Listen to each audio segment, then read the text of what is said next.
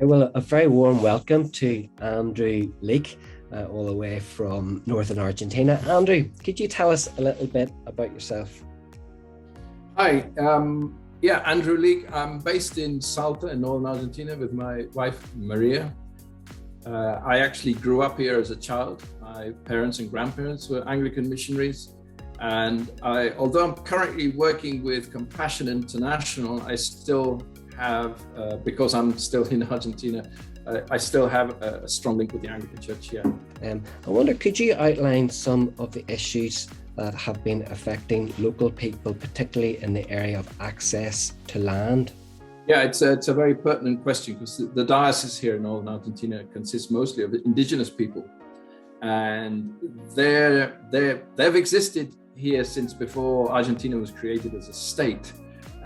But they have a major issue, which is their access to land has been conditioned by the privatization of land over decades. And about 80% of the indigenous population in this region of Argentina don't have recognized legal rights to the land that they live on or use for subsistence purposes. And as agriculture and cattle ranching have expanded in this region, accompanied by a process of massive deforestation, their way of life has been threatened. Their identity as an indigenous peoples has been identified.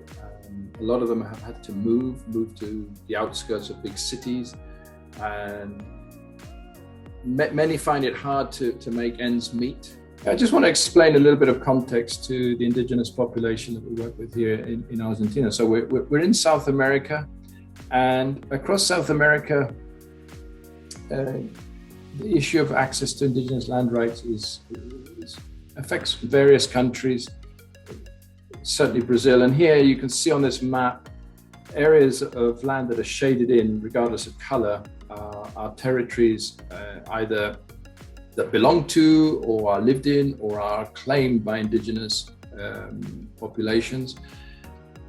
There's a lot of indigenous presence, a lot of area covered by forest, but a lot of that forest has been lost over the years. And what I'm going to show you now is the forest that has been lost over the past 20 years. I just want to show how quickly that has happened, if I can get this right. So that, I don't know what color you see that as, but it's purple. But you can see this animation is showing how forest has disappeared over this period 2010 to 2020. I'll show that one more time. And you can see there in the central part, this is the area on the Pilcomayo, where Cristina is leading this land claim for a community of about 7,000 indigenous people. So hopefully that gives you an idea or context.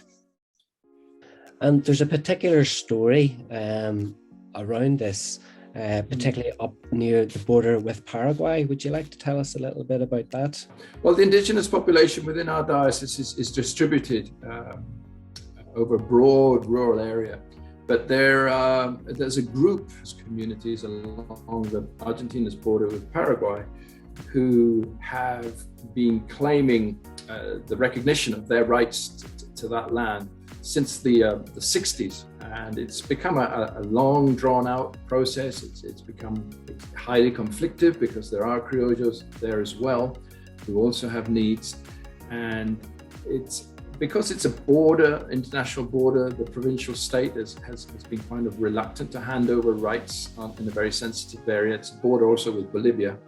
And so the indigenous communities, through their organization and support from the Anglican Church and others, have taken the case to court, provincially, nationally, and then internationally to the Inter-American Court of Human Rights, which has ruled in favor of the indigenous people's claim and forcing Argentina to distribute this land now between the Indians and the criollos. But the Chaco Church Trust is involved in supporting the current leader, indigenous leader, who is heading up the organization, the Indian organization. Her name is Cristina. She took over from her father, who very sadly died last year in June from COVID. He was Francisco Perez. He was someone a formidable leader, worked with many missionaries over the years. And Christina has had to step into this role now. And it's not easy for her. She's having to look after her sisters and her mother, who is wheelchair bound.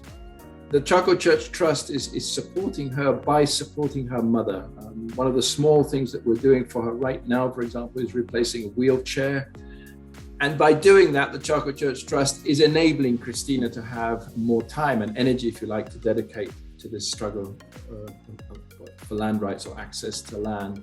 Because what we've found is if we can support key leaders, then what little support we give financially can be leveraged for a huge impact. Because remember, Christina is leading an organization which is assisting over 7,000 indigenous people in this claim.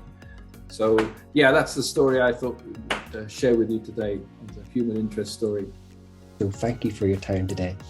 Oh, thank you.